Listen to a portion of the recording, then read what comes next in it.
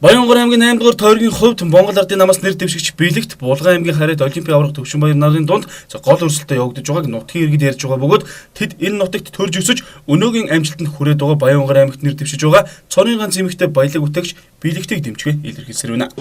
Сонгууд ярьж байгаа гэсэн хэл цуг гарчээ. Энэ үнэ бид сүүлийн хэд хоногийн хугацаанд сонгуулаар амьсгалж байна. Ард иргэд маань ялгаагүй хинэд юу хэлэх нь гэж чиг тавин сонсож байгаа. Буруу мэдээлэл тарааж нэр дэвшигчээ маань нэр төрд бас сөргөөр хандахыг хичээж байна. Бидэнд тийм ажил хийх зав олдохгүй, тийм ажил хийх, тийм хүмүүжиж байхгүй гэдгийг бас таахынд баттай хэлмээр байна. Би залуу хүний хувьд маш олон зүйлээр өөрийнхөө хэмжээнд би үнэлт хийдэг. Бид тэр 76 хүний дотор 16 хүн болж нэг хүнийг сонгох юм сонголтын өмнө хичээд байгаа бас азтай хүмүүс шүү эмэгтэйчүүдээ бүгдээрээ.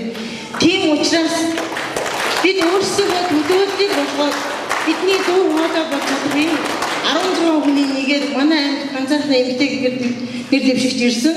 Энэ хүнийгээ бүгдээрээ би дэмжиж байгаа, та бүхэн ч гэсэн дэмжиж оролцоорой гэж би уриалмаар байна. Орчин нөхцөл хэсгийг шийдэх тийм хариуцлагатай сонгуул болох байгаа учраас үндсэн төлбөрийн төлөх хугацааг хойшлуулсан гайхамшиг явна.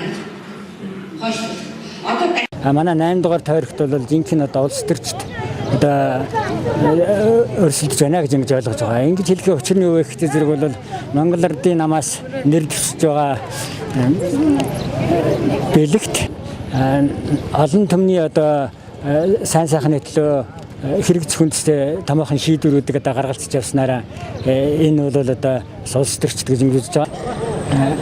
Хүний нутгийн бурхнаас өөрийн нутгийн чөтгөр дээр гисэн энэ үгийг одоо санал сэтгэж Монгол Ардын намаас нэр дэвшигчдийн хандлага саналаа гэнэ гэдэгт хүн одоо итгэл үнэмшилтэй байгаа. Монгол Ардын намаас нэр дэвшигч биелэгтийг дэмжиж шилдэг эмэгтэй улс төрч мөнхөө гавьяд жүжигчин Одон чимэг Монгол улсын соёлын тэргүүний ажилтан Бархуу Лектор Бат утганаар явж байгаа бөгөөд тэдний илтгэл зөвлөмжийг нутгийн иргэд талархан хүлээн авч байгаа юм. Нэр дэвшигч биелэгтийн талаар өрсөлдөгч намынхан гутаанд оромжилсон уруугаар ашиглах олон ухуулах сурчлагаа явуулж байгаа хэдий ч сонгогчид энэ нутгаас төрөн гарсан нутгийн хүнээ дэмжинэ гэдгээ илэрхийлжээ.